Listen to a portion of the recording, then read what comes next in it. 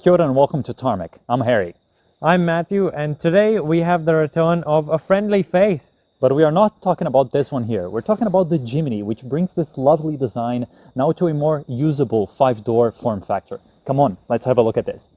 Now, just to give you a bit of context, the Jimny was actually launched in the 1970s, so it's been around for 50 years. It's a product that has seen many passings of time, many mountains, I'm sure, lots of off-roading in its time too, and that's essentially its purpose. It was built to be a small, practical off-roader that could go anywhere and at the same time really fit anywhere too. So there's quite a bit of history in the development of this car, and that goes behind the name too. The Jimny, obviously, as you can see, is still in its latest iteration, but as you can see from what's behind me, it's no longer a 3-door. This one is a newly launched 5-door, and there are a few things that set it apart. Obviously, the addition of the extra doors at the back, but at the front, to the untrained eye, you couldn't really tell that this was a 5-door Jimny. But let me point out something that tells you exactly what it is. This grille over here is now, as you can see, has 5 slats and they're all chromed. That's something unique to the 5-door Jimny. But as I take steps further around the back, you can see that, well, it's really the same as the 3-door up until you get to this point. I did glance over the wheels, but I do want to point out the fact that they are actually really nice, cute 15-inch units. It's a refreshing change from the massive 21-inch wheels we see on vehicles nowadays. The color itself is the new hero color on the new Jimny 5-door, the red. It looks stunning. It makes this look, gives it a lot of character. And in this particular model, which is two-tone, you can see that there's black wing mirrors here, there's a black roof as well, and it just looks really good with this contrasting option. It does add a little bit of a price premium, but I think it is small enough to justify, and the look really delivers. Speaking of looks, as I head around the back here, ta-da! Guess what they've added on? Some extra doors, look. And that comes thanks majorly to a 340mm extension to the ladder frame underneath, which allows you to add on these doors, which make the rear seats accessible now.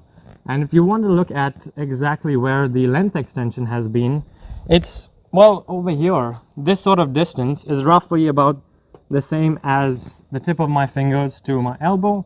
It's about 30 centimeters. And, well, an Egyptian would call this a cubit, and that plus a little bit more gives you the 34 centimeters or 340 millimeters extension that takes place over here. So pretty amazing what they've managed to pack in with just that small of an extension.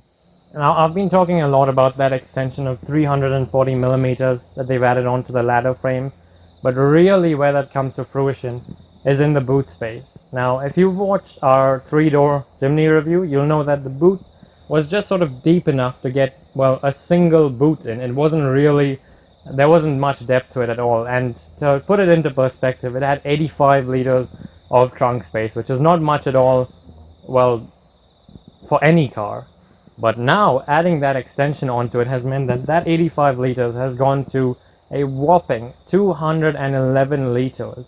And when I open this up, that means that, take a look, we've got bags in there, there's actually a laptop, there's like much more than just a singular boot in the back. So they really have done a lot of work on the inside over here. Something though that remains unchanged from the last 3-door Jimny is what's under the bonnet. So let's take a quick look at that. Under this tiny little bonnet here, as you can see, lies the engine, which has certainly seen some off-road time in its days, as you can take a look from the internals. But what it is a 1.5 liter, actually 1.462 liter, a 4-cylinder engine.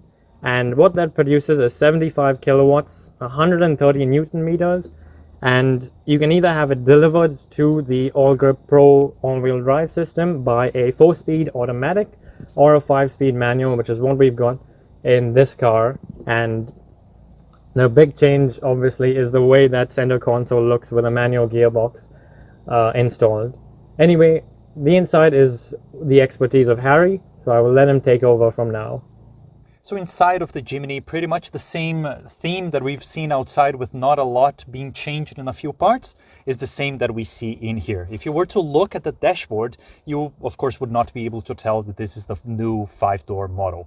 And it's actually for the better, because this is one of the things that the Jimny has done pretty well for many, many years. If you were to look at a few of the elements that we'll cover in here, such as this shift boot, you would pretty much say that this is a car from the 90s, with the exception of the screen that we will cover in a bit, or maybe the automatic air conditioning. This is all a no-frills kind of old school interior, and I really, really like it, the way that they were able to blend some of the technology with also some of the things that people that buy an off-roader will be looking for. So in terms of storage, that's probably where it is a little bit more compromised. If you were to look at the door cards or maybe the lack of an armrest, there's not a lot of places for you to put your things as you are going maybe off-road. Fortunately, we get a glove box here that you will have to leave the manual at home if you want to carry anything inside with it. But as we look throughout the materials that have been chosen for the interior, you see that it is mostly very, very scratchy, but not in a cheap kind of way. It's more about being able to clean these materials very easily as you get in and out of the car with mud or stuff that you are carrying off-road. Same applies for the carpets that you can see are this very rugged rubber in here that is definitely seen a little bit of action with our boots in and out of this environment. And now at the back, this is where the magic of the new Jimny actually happens. And if you were to look from where you're standing, it probably looks like I'm very cramped back here, but it's actually not that much like that.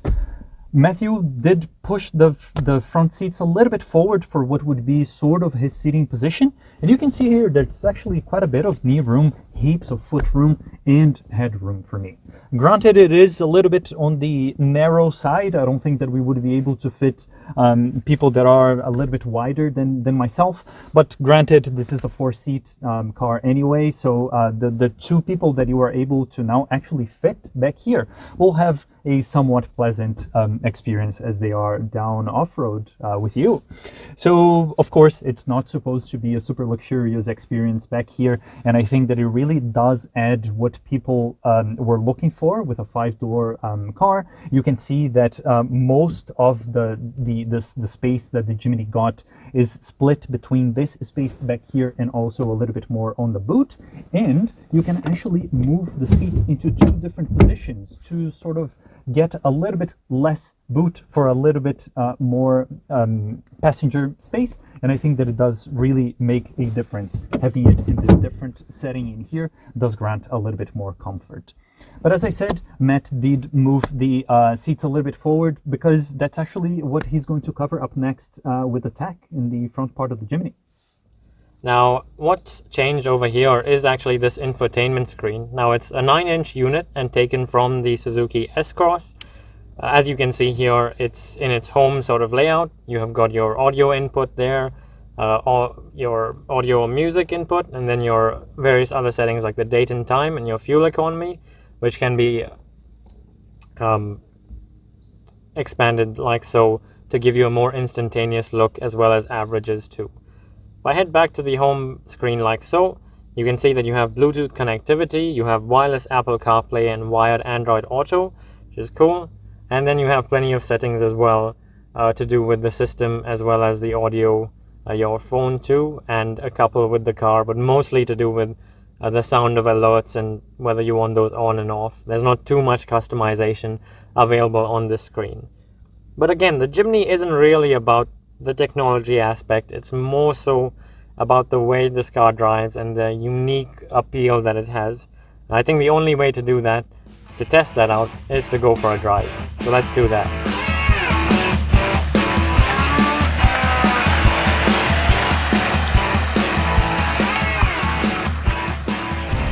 Now, it's been a few years since I've been behind the wheel, or in the passenger seat for that matter, of a Suzuki Jimny, and it's quite, I've got to say, a refreshing reminder of what this car is. And Harry and I were actually just talking before about who is the buyer of this car actually, because this particular manual 2-tone 5-door version is $41,000 in New Zealand, give or take a couple of hundreds for extras. And at that sort of money, you're dealing with the busiest section of the crossover and small SUV segment.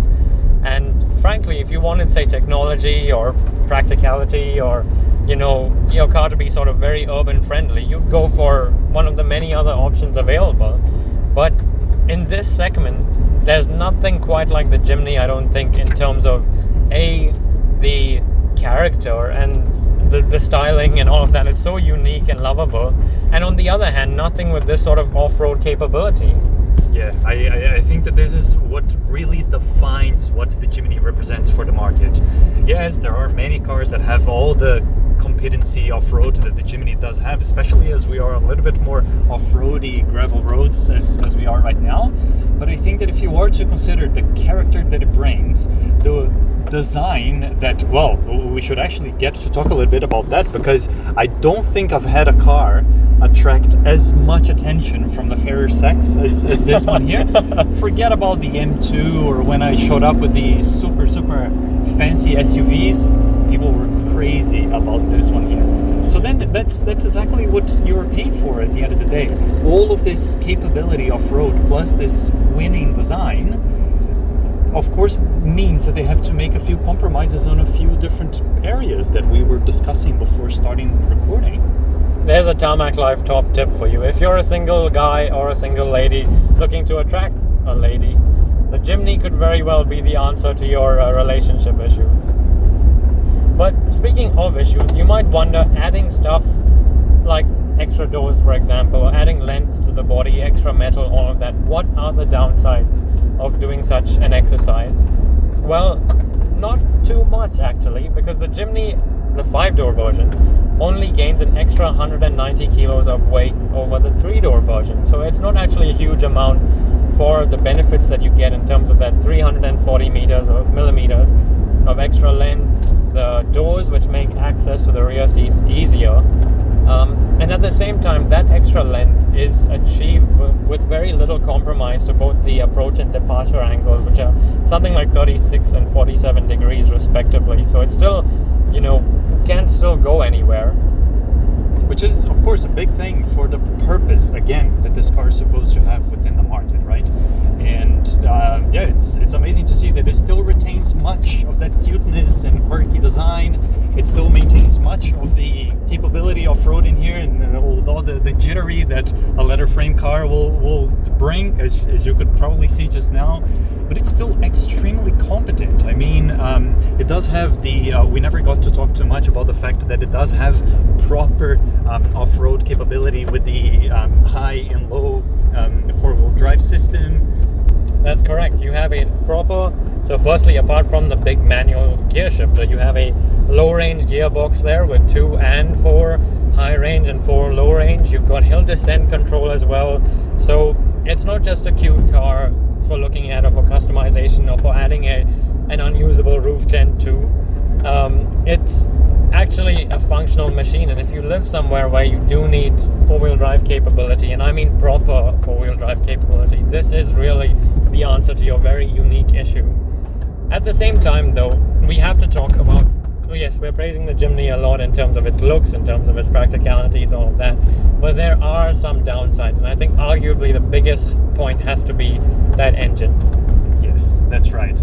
It is pretty much a tried and true powertrain at this point, and that's why they have been using it for so long. But at the end of the day, especially now with a little bit of the added weight, it does feel like it could use a little bit more power. We were trying to merge to the motorway when we were coming to this place in here, and I missed my exit because I couldn't get in between cars in time to take the proper road. And that's because with all this weight and of course the high center of gravity and the tires that it brings and all of that, it's not making the best use of that engine, and of course it will translate into a little bit more effort having to be input to 0 to 100 sprints, or maybe if you have quite a bit of luggage, air conditioning and all of that stuff. That's correct, and interestingly the rear doors make those back seats so much more accessible, which means that you're tempted now to look at this as a proper 4-seater car or a family car. But the issue is that once you start to pack a family in here, 4 people or say 4 adults, plus some luggage if you want to go for a weekend away or something, it will struggle on the motorway and will struggle getting up to speed, and that might get annoying depending on what you're faced with on your trip. On the other hand though, I bet nobody is complaining about the extra boot space, because going from 85 liters, which frankly there are bar fridges bigger than that, to 211 liters now, getting close to 3 times larger. I mean, how have they done that, and what a difference it has made? Yeah, absolutely. Before grabbing the Jimny, I had no idea that the 3-door had such a small boot, and it's crazy how much they were able to improve the capability without actually moving too much of what you can see back there. So it moved from being pretty much unusable to now something that you will actually cram a lot of stuff before you go for a trip, but you really gotta watch out for those highway merges. That's for sure. And speaking of moving, this is a car with a tall center of gravity. You're on skinny tires. How does it feel to drive on a motorway and at speed? So yeah, there's of course the elephant in the room, which is the fact that you will struggle a little bit to get to 100, but once you're there, it actually has no trouble maintaining that speed in the way that we are right now, air conditioning with 2 people inside. But as you start to handle those turns, you have to remind yourself that it is a sort of SUV kind of car that has a tall center of gravity, and these skinny tires, as you go for the bends, they tend to roll quite a bit, as you can probably see here. So it's probably one of the few cars that I've had this year that I actually have to pay attention to the recommended speed for the bends and adhere to them, because it likes to push into the outside of the curves as you go for them. So, and then it pretty much brings us back to the other point, that having the ability to really control how much throttle and how much power you're putting down to the ground is key for maintaining the trajectory that the Jimny wants to follow through the bends. And there is no better way of doing that than using the manual transmission. To me, it completely changes the character of the car, and given that you have to be all the time gunning for it to extract as much power as you can, having the control of the manual transmission is awesome.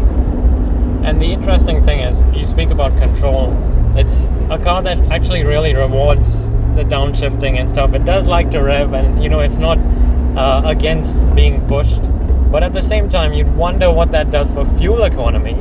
And so far, despite Harry's driving, as you can see, he's really rowing through the gears, we have been achieving around about 13 kilometers per liter as indicated on screen there, and that's not half bad, to be honest, for where he's been sitting in the rev range, let's say. That's very true, yeah. And I found it interesting when I got the car that it was showing the units as kilometers per liter, which is very familiar to me coming from Brazil. But yeah, that's not half bad. I think that it's compatible with many other cars that you will find in this segment, but differently than in those cars, in here you get this very cool manual, this super lively engine that wants to be pushed, and so it gives you a rewarding driving experience while still getting decent fuel economy. What's not to like?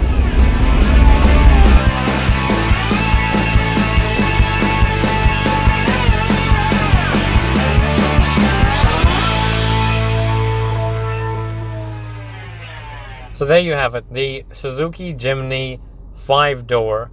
And we had it in the manual 2-tone version, and frankly, I'm really impressed, because this is not just a car that appeals, let's say, to your practical tick the box sort of ideology. It more so appeals to the heart in the way that it's cute appeal, its looks, it's almost deceptively good ability off-road.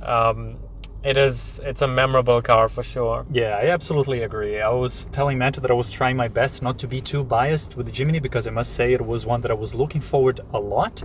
But it's great to see that it does get this formula that has been a winner for so long, adds quite a lot more practicality to it, and it still delivers on every single front. It is a car that lives in pretty much a segment by itself with no competitors, and you will be making 1-2 different compromises to actually choose this over anything else, but I don't think that we have to explain that to anyone that looks at this design and really does like it.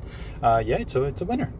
You can see exactly why the Jimny is still around after 50 years. Still, the recipe remains the same. And frankly, I think this generation, with its offering of the 3-door, the 5-door, manual, automatic, 2-tone, single tone, is probably the best one ever. Yeah, no questions there. You do get it in manual. It's very good. There you go, another Tarmac Life top tip. Aren't we full of good, helpful advice this evening? And there you have it. That's the new Suzuki Jimny 5-door. And from Harry and I, we'll catch you on the next one. Bye.